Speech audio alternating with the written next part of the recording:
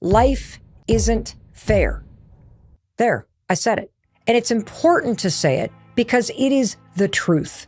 But here's another truth. It's always going to be unfair because there are always going to be things that are out of your control, and there are going to be things that happen that are cruel and painful and heartbreaking. They're going to happen to you, but they're not going to happen to the person standing next to you. Yes, life isn't fair. So what are we going to do about it? Hey, it's your friend Mel, and welcome to the Mel Robbins podcast. It is always such an honor to spend time and to be together with you. And if you're brand new, I just wanted to personally welcome you to the Mel Robbins podcast family. I'm absolutely thrilled that you're here. And because you hit play and you made the time to listen to this particular episode, it tells me something about you.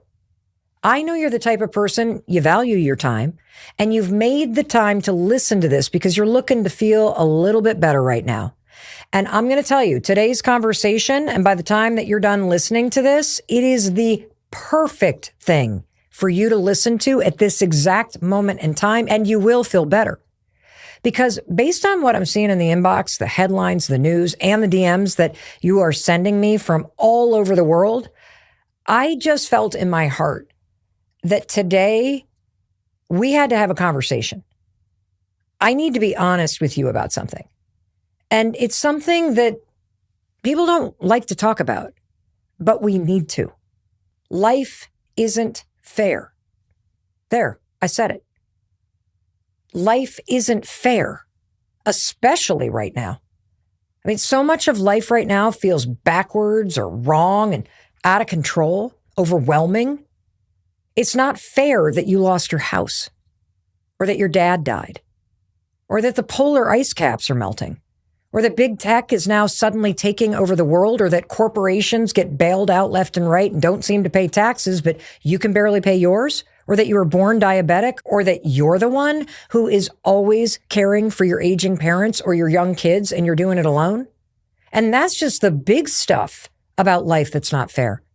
It's also not fair that your skin is breaking out, or that your sister looks like a supermodel, or that your parents favor your brother, or that your friend is pregnant and you just had another miscarriage, or that the housing market is so insane that you can't find a house or an apartment to buy and you can't afford one. And, you know, it's kind of liberating, isn't it? To just say the truth out loud. It's not fair. So for whatever it is that you feel is cruel, or it's unfair, or you don't deserve it, I want to validate that. Because ignoring it isn't working. Feeling bad about it isn't working. I mean, letting it paralyze you or make you anxious or demoralize you, is that working? Of course not. I just want to call it out. I want to validate it. In fact, why don't you say it with me? Scream it if you want. Life isn't fair. And it's important to say it, because it is the truth. So let's acknowledge the truth.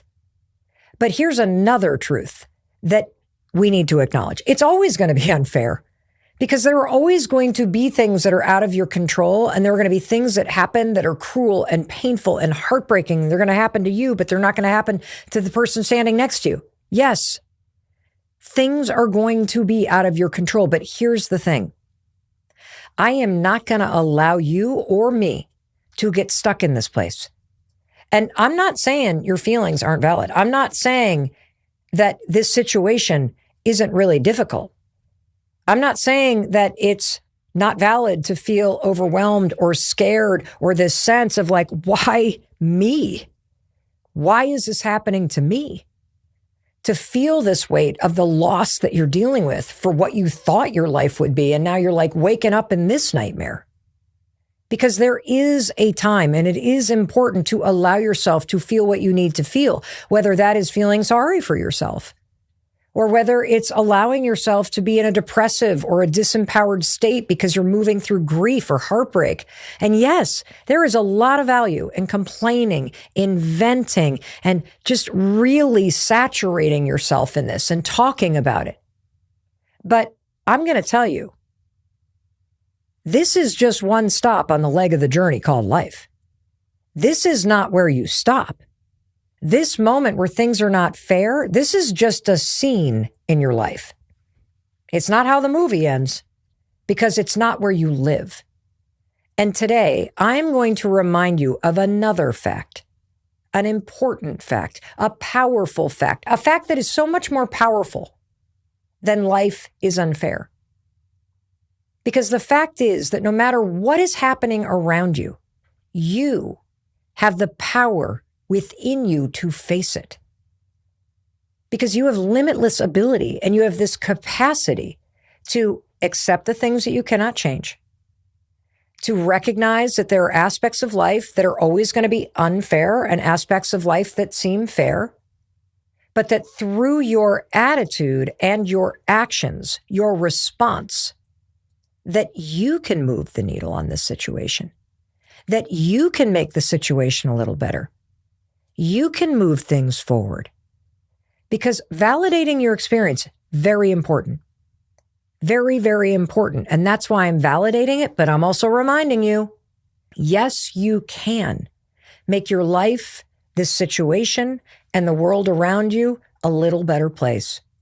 So if any of what I'm saying is resonating, if you're currently in a situation that simply is cruel or unfair, like you're being bullied by your narcissistic ex in a divorce, or your house was burnt down, or it was taken out by a flood, and you're still waiting for the power to come back on, your health insurance claim was denied, your rent was increased, you're a dreamer, you could be deported, or you got that flat on the way to work this morning, you're right. Life isn't fair. Let's say it together one more time. Let's get it out of us. You ready? Let's do it. Life isn't fair. God, it feels so good to just say it, doesn't it? So what are we going to do about it? Well, I'm going to tell you what I'm going to do about it. I am going to walk you through 4 things that you should do right now, okay? And the first step is to give yourself a deadline. And you may be thinking, a deadline? What is a deadline for? Great question. You are going to give yourself a deadline for how long you're going to allow yourself to stay in this sad and overwhelmed, grieving and disempowered state. And here's why. Yes, it's important for you to not only call out this situation and say, this isn't fair, but it is more important that you recognize that you deserve and need time to process your feelings about the situation. And by setting a deadline for how long you are going to allow yourself to move through your feelings, that you're going to give yourself the grace of just being low, of being sad, of feeling disempowered. You know what you're doing? You're doing something that is so important. You're acknowledging that you deserve to be in this state. And I love this step of giving yourself a deadline and creating the space and the grace that you need to be able to process what you're feeling, is because it reminds me of this powerful research from the amazing Dr. Lisa Damour. She's a clinical psychologist, New York Times bestselling author, and she said something to me once that altered the way that I look at life. She said that in life, when you're going through a really difficult situation, if you feel sad or overwhelmed or depressed or you're grieving, that's a sign that you're mentally healthy. I mean, just stop and think about that. Isn't it a mentally healthy response to an unfair or cruel situation in life to feel depressed or overwhelmed or anxious? Of course it is. When you lose somebody that you love, it is a mentally healthy response to be in a depressive state. It's a sign that your mind and body are working well. If you have somebody break up with you, of course you're going to be sad and overwhelmed and lost. That's a sign that everything is working as it should. It's a sign that you cared. It's a sign that you are feeling things. That's a good thing. You don't need to be scared of these emotions. You don't need to run away from them, because it's a sign that you're reacting to something that's unfair or cruel in a healthy and appropriate way. As she says, do the emotions and feelings match the situation? And so if you're facing something unfair, you need time to grieve. You need time to be upset. You deserve to be angry about it. And you have to give yourself the time to feel those emotions, or else you're going to be in trouble. And I'm telling you this not because this is my opinion. I'm telling you this because I found a research study and I want to share the science with you about why it's so important to give yourself this defined moment where you go, okay, I am going to allow myself to feel what I need to feel. After 9/11, researchers at UC Irvine did a study on how people across the United States were coping with the trauma of this mass tragedy. And they found that even 6 months after the attack, so many people were still experiencing heightened anxiety, post-traumatic stress symptoms. Of course they were. But what made a big difference, though, was how people coped with those feelings immediately after the 9/11 attack. See, the people who took active steps to manage their emotions, like seeking support, planning ways to move forward, and finding ways to process what happened, they were able to heal much faster. And that last piece, finding ways to process what happened, that's what we're doing by setting a deadline. You're actually intentionally in time saying, I have to find ways to process what happened. So I'm going to give myself this defined space to do it. And it's so important because check out what happened to the people who didn't give themselves the space and the grace to process what happened. Well, they found the worst thing that you could do, like the worst thing, was to shove the emotions down, to just try to move on, to deny yourself the time to feel the emotions, to try to distract yourself, to get back to work, to just kind of pull up your big girl panties and move on, to kind of give up. You want to know what happened to the people who did that, who didn't give the space to manage and like process these emotions? They were still experiencing PTSD and anxiety symptoms months and years after 9/11. See, your emotions and feelings and all that stored tension, it doesn't go anywhere if you shove it down. It just builds up. That's why if you're in a situation where life is unfair or something cruel has just happened or you're overwhelmed or you're just feeling like you can't catch a break, you have to give yourself time to feel what you need to feel. And that's exactly why step one is give it a deadline, because it creates the space for you to do what you need to do, to not run from these emotions, but to acknowledge them and say, wow, I'm actually mentally healthy because I'm responding to this overwhelming situation with these overwhelming feelings. And managing your emotions by seeking support, processing what happened, planning ways to move forward. That's what's going to allow you to move forward, because it's not time that actually heals. It's what you do with that time that matters. And that's what we're talking about.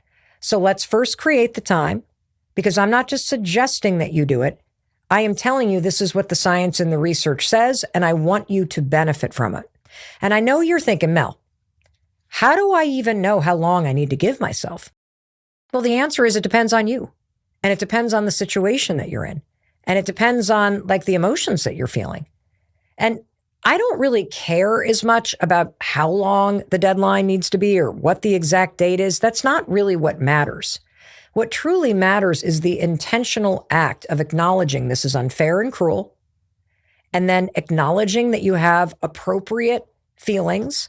Of course you would in response to this, and then acknowledging that you need the space and you need some time to allow those feelings to rise and fall, to allow yourself the time to process what you actually are going through. And I want to give you some just kind of rules of thumb or some of the research from what the experts say. Like, for example, when I was researching the let them theory and I was talking to a lot of psychologists and psychiatrists, the research shows that after somebody breaks up with you, it takes people about 11 weeks before they start feeling better. And we also know that grief, after you lose somebody that you love or you lose the home, that you have lived in forever, that it can take anywhere from 6 months to 2 years before you can start to settle into a new normal. And the advice that I've always heard after somebody that you love dies is make no changes for 1 year. Now, these are just rules of thumb. These are what the experts and the research sort of advise for the kinds of situations that feel so unfair and that can feel cruel. And yeah, it may take you a little longer than 11 weeks. It might take you a little less, but you need to give yourself a date. And the other thing that I love about setting a date is that it's a sign to you in a calendar that this is not going to take over your life, because it doesn't have to. What I'm recommending is something else. I'm recommending that you give yourself permission, and you also set this date so you know this chapter ends. This scene is going to be over. The movie is going to go on, and you are going to be okay. That there is an end to this. But while we're in it, let's be in it. Let's play the sad songs. Let's be in a depressive state. Let's live in our pajamas. Let's cry. Let's wallow. Give yourself permission, if you have to scream into that pillow. It's not fair. Do what you need to do to feel the emotions and let them come and let them go, because I promise you that deadline's going to come. And if you gave yourself this space and this grace, you, my friend, are going to be in a very different place. And by the way, I've been talking about these big, heartbreaking, gut-wrenching things, but let's talk about some of the stuff that we tend to beat ourselves up over that aren't fair, that you've been doing for years and years and years. Like you beat yourself up over your height or your body or the way your face looks or, your complexion. You've already been grieving the state of things for years. You've already made yourself feel bad and put yourself down and been invalidating yourself. So if the unfair thing is something that you've been living with for a long time, your friend Mel Robbins has a recommendation. How about the deadline be 5 p.m. today? Because the wallowing has been going on for long enough, and it is time to move on. And the wallowing, we know, is no longer helping you change this situation. It's not making a positive dent in the situation. It just makes you feel bad. It's chipped away at your confidence. It's made you feel disempowered. And the deadline I want you to give yourself is tonight at 5 p.m. Because this scene in the movie, it's over. And we're going to move on. And that brings me to step number 2, which may seem simple. In fact, it might even seem a little stupid or obvious, but it's the most crucial. And a lot of people miss it, because if you don't do this step, you will never be able to move forward, and you're going to get trapped in this scene. And it's this: you have to accept what has happened. You need to accept reality. And you may be thinking right now, wait a minute, Mel. I just did. Weren't you and I just shouting, life isn't fair? Yeah, we were. But you're probably still deep down wishing things were different. See, when you wish things were different, you're resisting reality. It's one thing to accept the fact life isn't fair, this is cruel, I don't deserve this. It's a whole nother ballgame to accept that this is what has happened and it's not changing. And the longer that you hold on to the wish that this didn't happen, or that things were different, or that somehow the situation wasn't what it was, or you weren't in the position that you're in, the longer you hold on to this wish, the longer you prolong your own suffering. Most of human suffering, our internal pain, our anguish, it comes from the desire to have things be different than how they are. This is philosophies that date back into the beginning of human history, whether it's Stoicism or Buddhism, this notion of learning how to accept the things you cannot control. There's one quote I love from the poet Rumi. Try not to resist the changes that come your way. Instead, let life live through you. Honestly, that's the let them part of my theory. Let them is when you accept things as they are and as they're not. Let them is when you let life live through you. And to me, what that means is that life is always teaching you something. Life is always moving forward, even when you refuse to. Sometimes the most important lessons from life come in the cruelest ways. And the deepest wisdom comes through the most painful experiences. For myself, I can look back and say, certainly about my life, that it's always in those moments that I got the worst news. that I've ultimately discovered the best things about myself. Now, I didn't want to have to learn them that way, but it's true.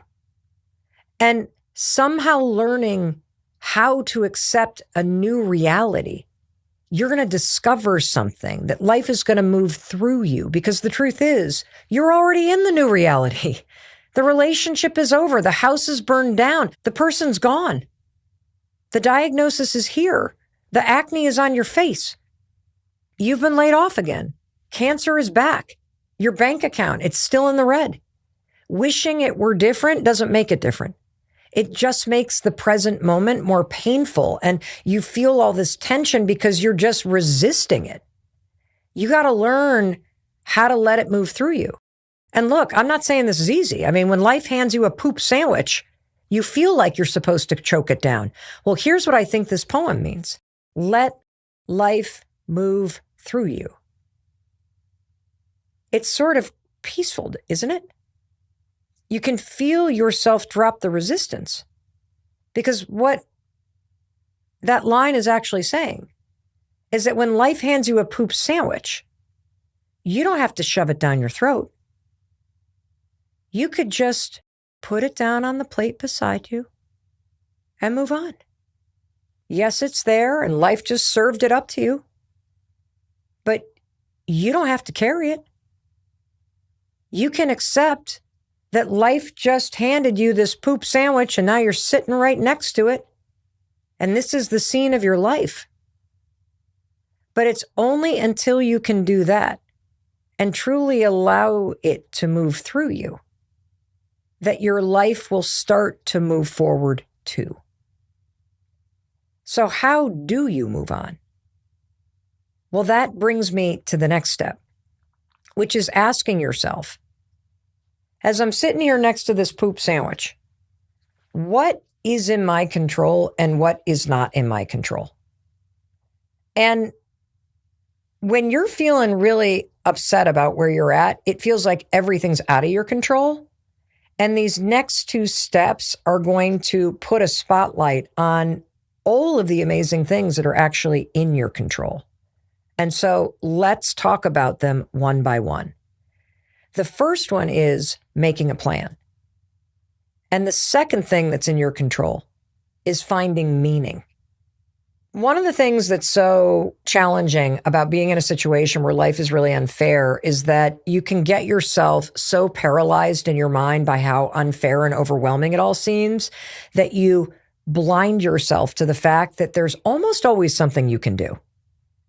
In almost any situation, if you're sitting there next to a shit sandwich, there is something you can do through your actions to actually make the situation better. Whether, you've lost your job, you can find a new one. If you're in the red, I've been there, you can learn the skills of how you actually become more responsible with money, and you can start to chip away at your debt.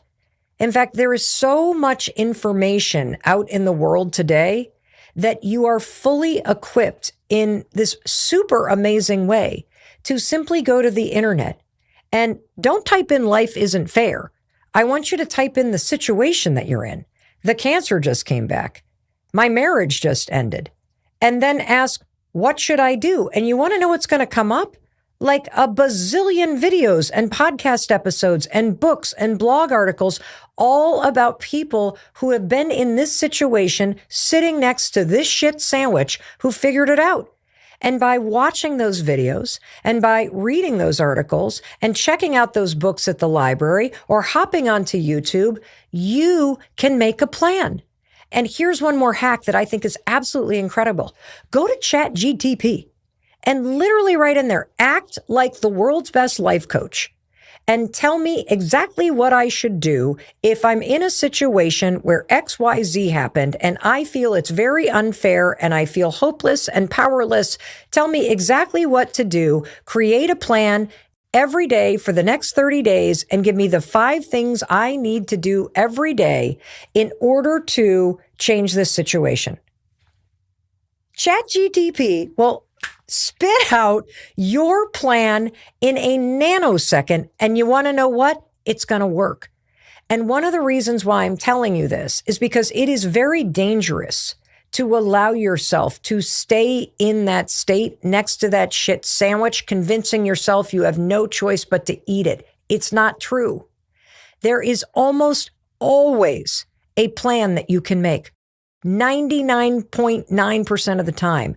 And I am 1000% convinced, because of the work that I do and because of how many people I interact with every single day, I am 1000% convinced there is a person in this world that has been in a situation, and even been in a situation way worse, who has figured it out.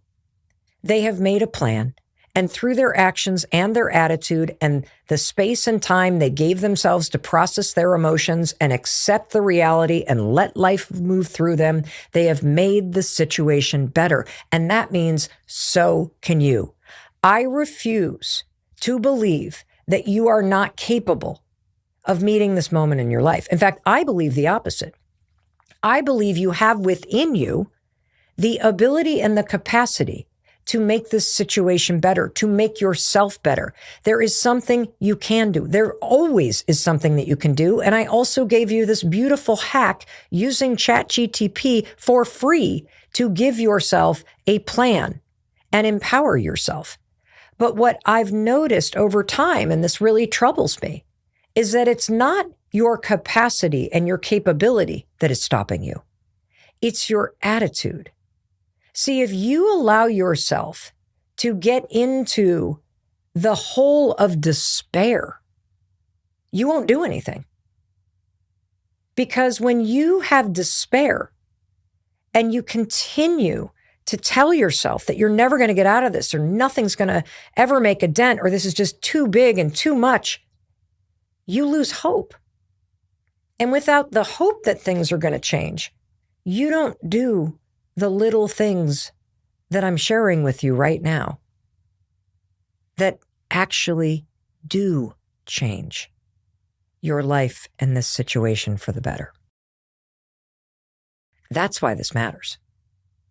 And so the third step is, as you're sitting there and you've shouted life isn't fair, and then you've accepted that life has handed you this poop sandwich, and now you've put it down on the plate, and you say, let them, like, I'm going to let life move through me. This is what life has handed me. I am not going to choke it down. I'm going to put it there and see it.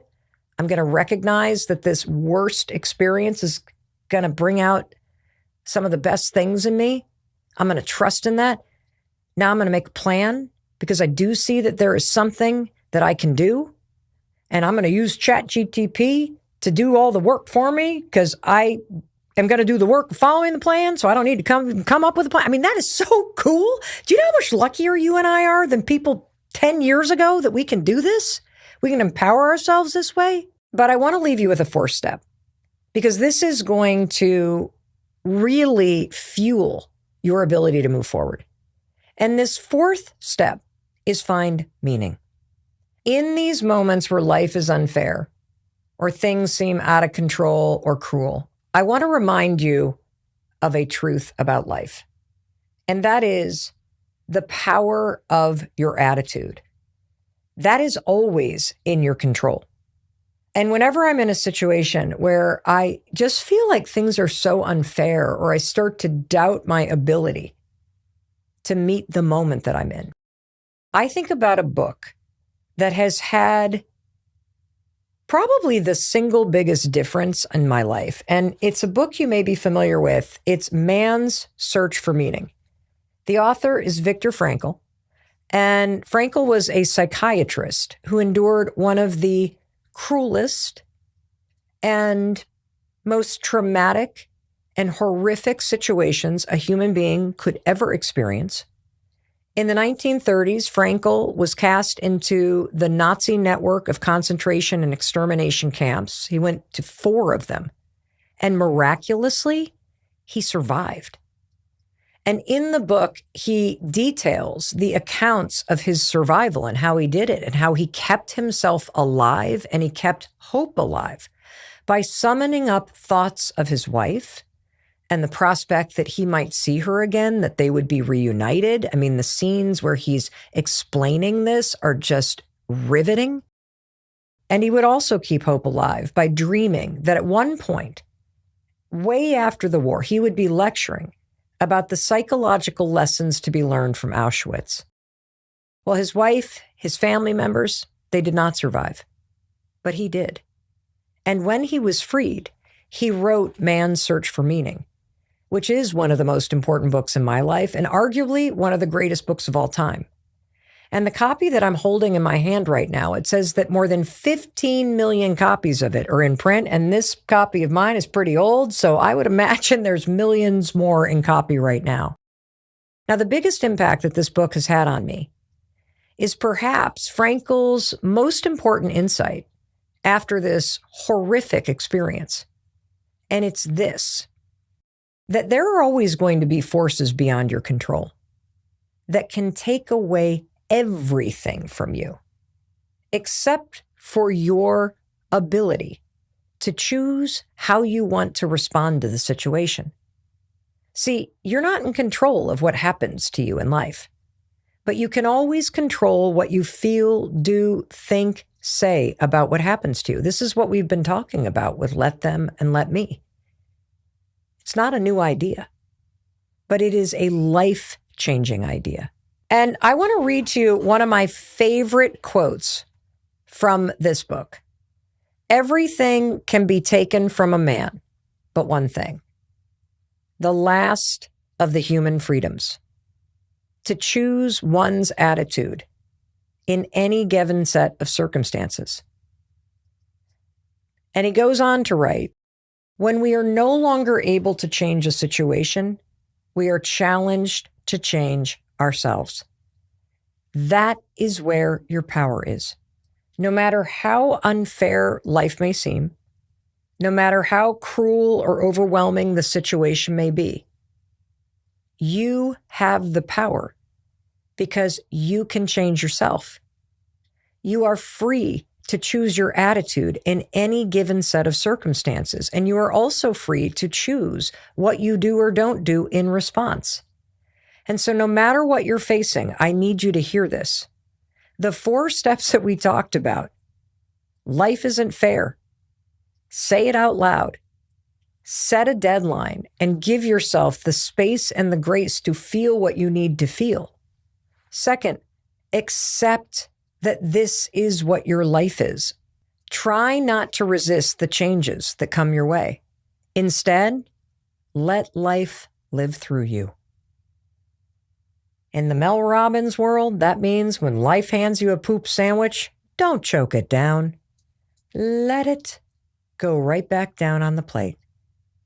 Third, there's always something that you can do because you can choose how you respond to this.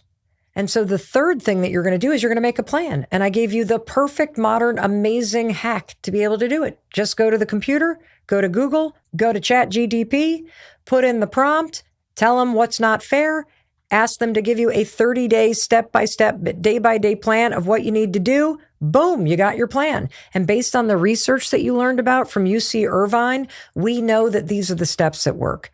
And finally, don't forget that when you are no longer able to change the situation, and I'm going to remind you, 99.9% of the situations you're in, you absolutely, through your actions and that plan, you can change it for the better.